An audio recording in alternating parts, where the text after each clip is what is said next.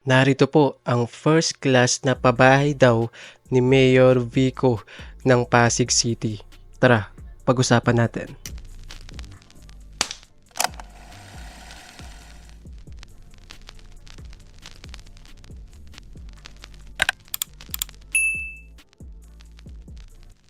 Hey, what's up sa inyong lahat mga kaparing? Bago po tayo magsimula, don't forget to like and subscribe sa ating YouTube channel at pakihit na rin po ang notification bell para updated po tayo sa mga bago po nating mga upload. At eto mga kaparing, may papanoorin lang po tayo. So meron po kasi nag-upload dito na first class, ang title po ay ang first class na pabahay ni Mayor Vico Soto ng Pasig City. At pagkatapos po nito ay magre-react po tayo.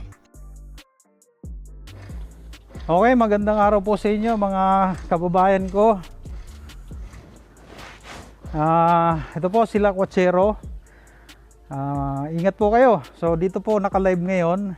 Gusto ko pong ibahagi sa inyo ang lugar na to kung saan nandito po yung natagpuan ko sa Morong, yung pabahay ni Mayor Vico Soto para sa mga taga-Pasig na i-relocate po dito. So ito po yung isang unit, titingnan natin. Naka-tiles po ito. So ito po medyo hindi pa tapos. So meron ako napuntahan kanina. Sabi ng gwardiya, ito pong gamit po do imported. Tapos ang kanilang bubong, grabe po. So malawak po ito, 40 square meter po yata ito.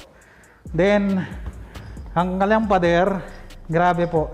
Okay, mga kaparing, wala po akong nakita na meron pong pabahay si Mayor Vico sa Morong, di ba? Tapos kung makikita nga po natin yung itsura po ng pabahay, naipakita ko na po sa inyo sa mga last upload po natin yung pabahay po ni Mayor Vico dito po mismo sa lungsod ng Pasig, sa iba't ibang barangay po dito sa lungsod ng Pasig. So meron pong mga pabahay na pinapatayo po ngayon si Mayor Vico sa iba't ibang barangay na mala condominium style. Sa po siyang building, no? Condominium talaga yung itsura niya, pero hindi po siya ganito na nakahilera po yung mga pabahay tapos ang liliit. Hindi po ito yung pabahay na ipinapakita po ni Mayor Vico na under construction na. So hindi, mala condominium po ang itsura tapos kompleto na po. Diba? Meron din pong maglalagay din po sila ng parke. So hindi po ako sigurado kung ito po talaga ay pabahay ni Mayor Vico kasi ang layo naman po sa Morong, 'di ba? Dadalhin mo yung mga kababayan mo doon sa Morong, diba? Labas na ng Pasig yun, probinsya na yun. Di ko po alam, ito po yata yung sinasabi ni Mayor Vico na dati daw, nagkakaroon daw ng pabahay sa labas ng Pasig pero dadalhin daw yung mga taga-Pasig dun sa labas ng Pasig sa ibang lugar. So napapalayo daw. Tapos may napanood ako na isang interview ni Mayor Vico na hindi na natin kailangan panadalhin yung mga kababayan natin sa ibang lugar para doon itayo yung kanilang mga pabahay.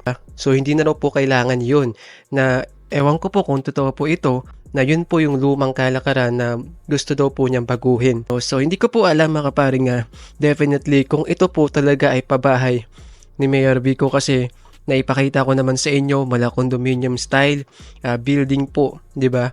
Yung pabahay po ni Mayor Vico hindi po ganito. Pero panoorin pa rin po natin. Visayas po ang gamit dito. So naka-tiles, may lababo na po yan. So ito may pinto na. So kasalukuyan po ito, hindi pa po tapos. Pati ang banyo nila ita-tiles po. Napakaswerte po nung i-relocate dito. Ang ganda po ng gawa. So ito po yung bahagi ng likuran. Pero in fairness mga kaparing sabi po ni Kuya dyan, sabi raw po ng guard, imported daw po yung mga gamit. So naka-tiles na po siya, hindi pa po siya tapos. Hindi ko lang po alam kung ano na po ang update sa pabahay na yan. So kung yan man po ay kay Mayor Vico, then okay pa rin naman po, 'di ba? Maayos pa rin po ang pagkakagawa. Naka-tiles na, 'di ba? May sariling CR at sana may sariling tubig din para hindi po mahirapan yung ating mga kababayan. Kung yan man po ay pabahay talaga ni Mayor Vico. Kasi wala po akong nakita mga report na nagpatayo po ng pabahay si Mayor Vico sa Morong.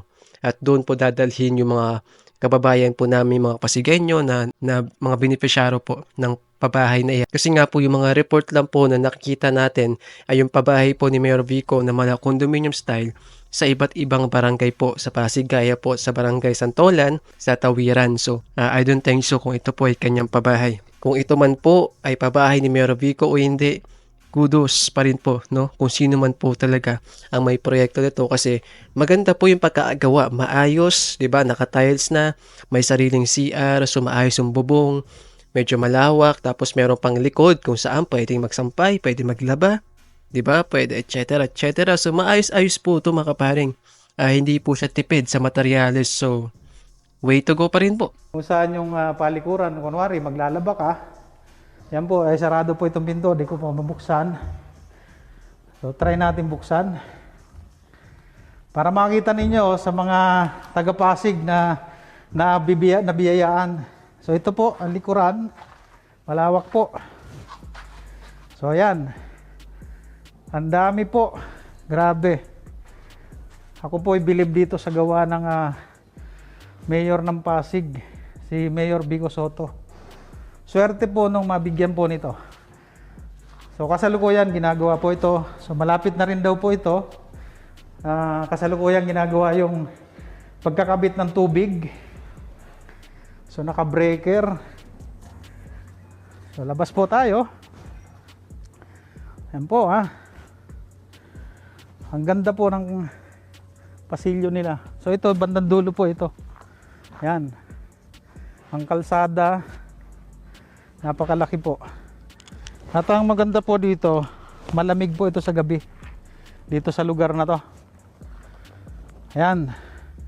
Kung titingnan nyo po, napaligiran po ng bundok yan.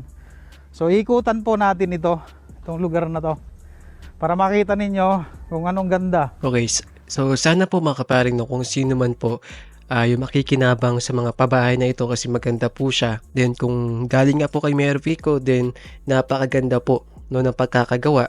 Maayos at hindi po tipid sa materyales, at sabi may sariling tubig na daw lalagyan. Kung hindi man po ito kay Mayor Vico, kudos pa rin po, kasi maayos po yung proyekto. Hindi po siya tipid sa materyales, halatang hindi po kinurakot. So hindi pa po siya totally finished, around 70% pa siguro, no?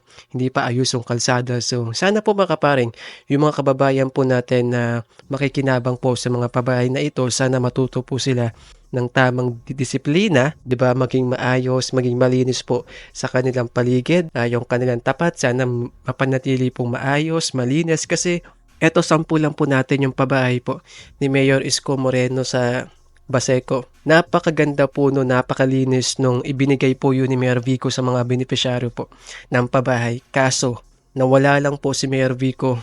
After 3 years, napakadugyot na, napakapangit na po ng itsura. Ang dugyot na po ng kalsada, nung labas, as in napakadugyot, parang squatter area na po ulit. So ano pong ibig sabihin nun? Kulang po tayo sa disiplina. 'Di ba? Sana matuto po tayong maging malinis sa paligid natin, especially po sa sariling bahay na ipinagkaloob po sa atin ng gobyerno. Sana pahalagahan po natin, at dapat ay mapanatili po natin yung kaayusan at kalinisan. Kaso hindi po ganoon yung nangyayari. Marami po sa kanila ang hinahayaang makalat yung harap. Wala na pong pakialam, kasi may sarili na po silang bahay, then kahit na ano nang gawin nila, makalat na, dugyot na.